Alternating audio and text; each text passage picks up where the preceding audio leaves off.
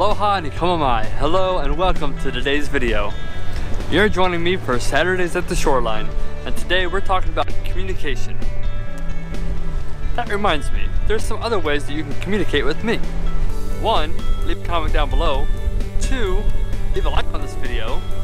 3. Click on that bell icon to subscribe to my videos. And 4, 5, 6, Twitter, Instagram, Facebook.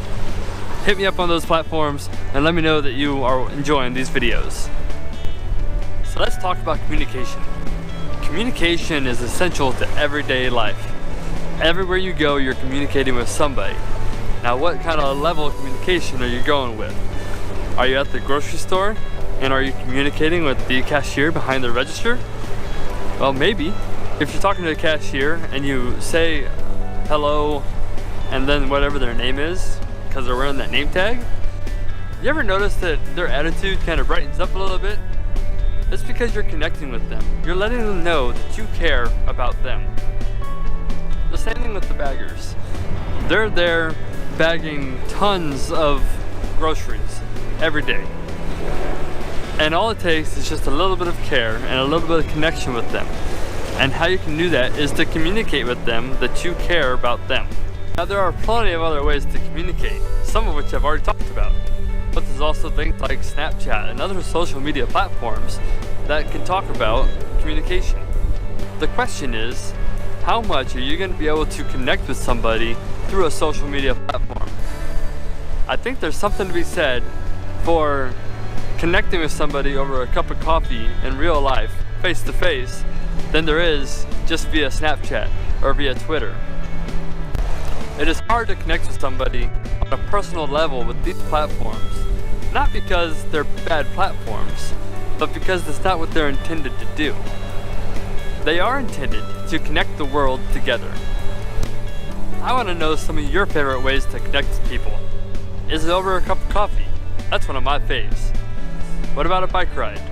If you're near a beach or near a shore or near a riverbank, do you like to connect with people just sitting around lounging in a boat while you're trying to fish and catching nothing, but you're there for hours?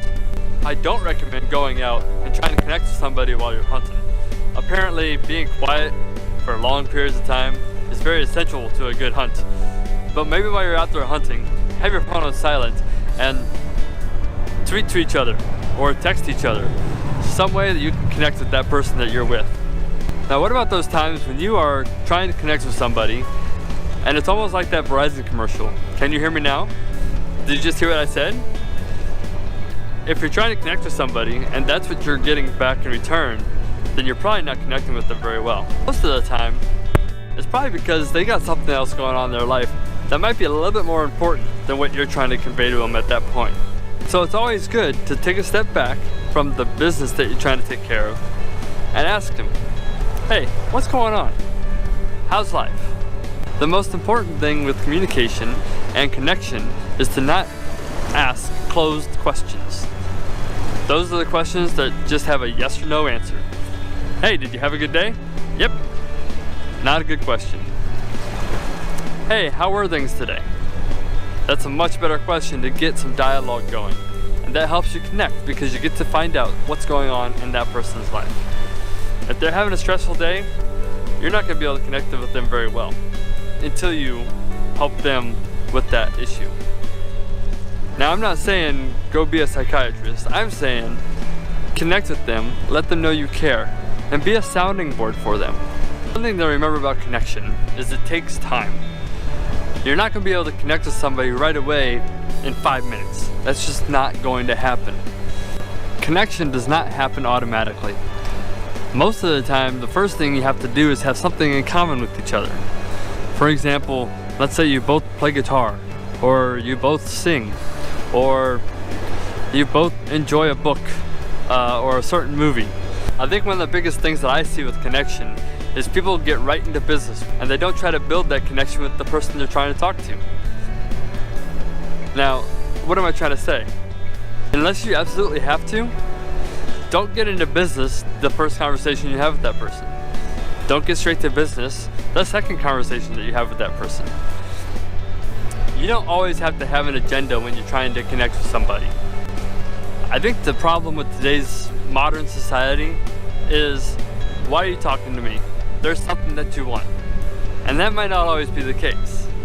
The really cool thing about connecting with somebody is maybe 5, 10 years down the road, or maybe a week from today, you might need something and that person just happens to be the person that you know that can help you with that issue. I know this is a short video, but right now I want to connect with you, my viewers, and I want you to leave a comment down below and let me know what you think about the videos so far. What can I improve upon? What is something else that you want to hear about? Also, remember to click that bell icon to get notified every time I upload a video. Click here for my last video on potential. Much mahalo for watching. Aloha.